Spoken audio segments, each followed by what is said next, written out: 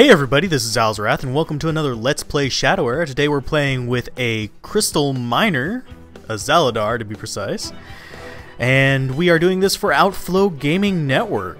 Now, what am I going to be using here? I don't really know for sure. I think I'm going to get rid of one of the sacrificial lambs because we are facing a Rush Eladwen. I decided to show off what card sleeves look like in the game. Our opponent's name is NIS512. I mean 512, 5112. That would be an extra number in there. I'm a derp.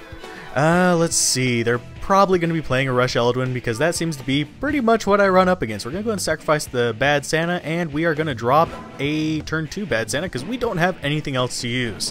We're going to go ahead and end turn there and decide what we want to throw out. We have a few options here. We have the rather big Bad Wolf, which would be rather potent right now, as it can take out pretty much any of our opponent's turn 2 drops, which he does not have any of, so that's going to work out for us. Let's go ahead and get rid of the Sacrificial Lamb because, well, if they're going to be taking out some of my allies, they're going to take them out anyway. And yeah, let's see. I think I want something that's not going to go down in one hit from Eladwen's ability because she will be getting it this next turn, which is going to cause some little problems with my ally base. Now, this deck is designed to come from multiple fronts, so that kind of works against one of my fronts, but not all of them. I do have a Shadow Font here to get extra shadow energy. He's going to go ahead and drop out the Priest of the Light. That works perfectly. Although I think I am not going to go with the Shadow Font plan. Instead, I'm going to sacrifice one of the Bad Wolves and drop out a lovely Death Mage Thaddeus. Ping! And we will kill off the ugly little Priest of the Light. Boom. And conserve our Shadow Font for another day. Now once we get up to 5 resources, we can start dropping out our bigger allies, our pounders such as Plasma Behemoth, to kind of establish a much stronger board presence. Now, no damage has been done to either player yet, but seeing as how we're facing against a mage, that can change very quickly. Yep, there's a Lightning Strike coming in on probably myself and the Gargoyle.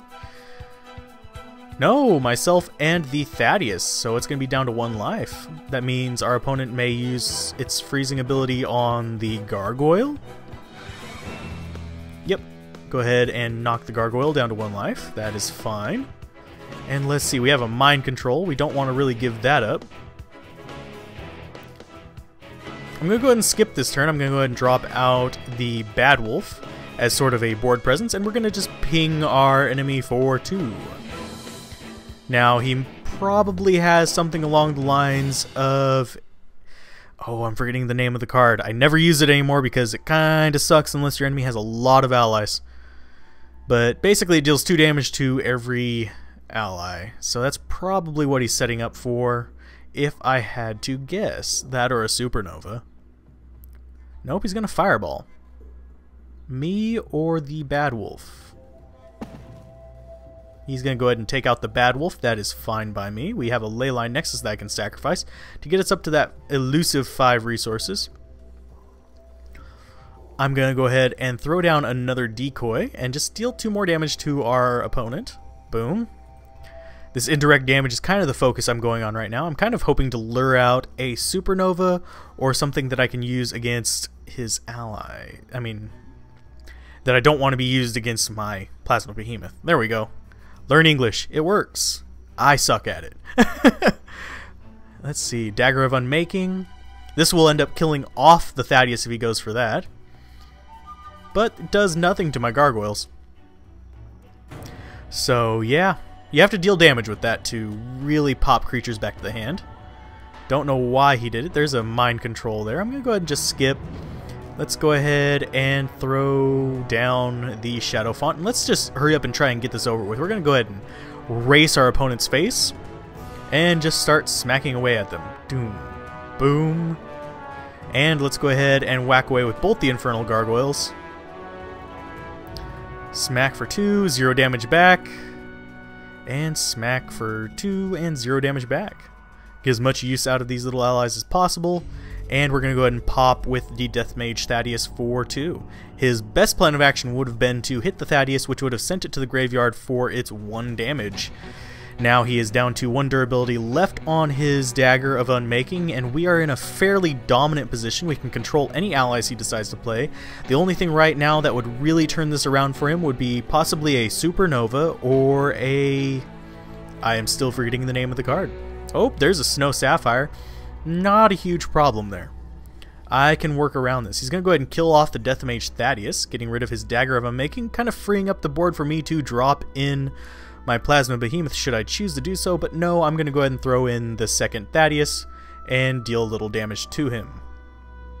Now that I have a fairly large board presence, I'm going to go ahead and just zap him with the Xaladar, kind of wasting shadow energy, but I can spare it as, well, let's go ahead and start these guys on a rotation. Boom. And end turn there. I want to keep them kind of rotating through as to which one's frozen for now, as I do want to keep one up for just in case he threatens me with board presence. Now I do have the mind controls, but that's an entirely different situation. He could drop his ability on the Thaddeus, which would prevent me from bypassing his armor for a few turns. Oh, there's a lovely Voice of Winter, and he's probably going to go straight for that Thaddeus, yeah.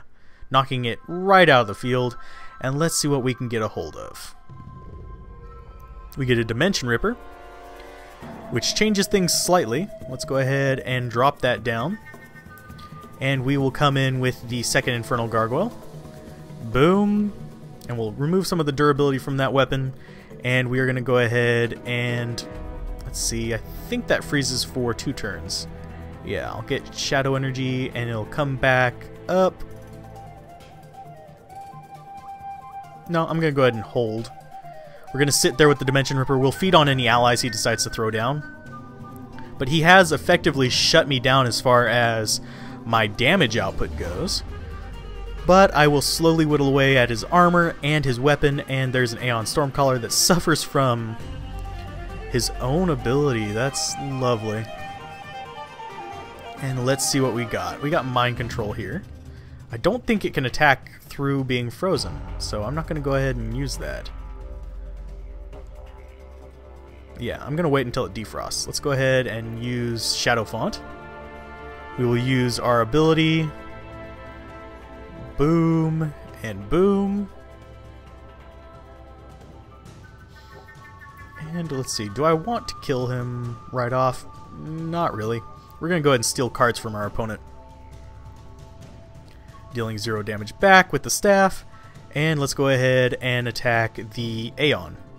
Since it can't counter, since it's frozen, that works to our advantage, and we get a Tome of Knowledge, one of the best draw engines in the game right now, and he gets one of my cards. I'm okay with that. Right now, the Tome of Knowledge would be the best draw for me, as it'll let me kind of dig through to find my Leyline Nexuses, as I do have 2 in this deck. I do not have a real solid way to counter his armor yet, but it is slowly being whittled down by the presence of my gargoyles. Now, his Aeon is going to defrost soon, which means I've got to keep an eye on it. If it defrosts on my turn... Oh, no, he's going to go ahead and Bad Santa. That gives me Brutalis, not really great. A Bad Santa of my own, which I'm going to sacrifice. I am going to be bringing the Tome of Knowledge into play this next turn, but this will give me 6 resources to kind of play around with. So I can draw... Oh, nope, we have a game over. I do believe that was rather one-sided. But yeah, if you guys enjoy my Shadow Era commentary, be sure to like, comment, subscribe. Be sure to check out my channel where... As of right now, I'm doing Shadow Era every Monday, Wednesday, and Friday. And yeah, keep gaming, have fun, peace out. This has been Alzorath. See you guys next time. Bye.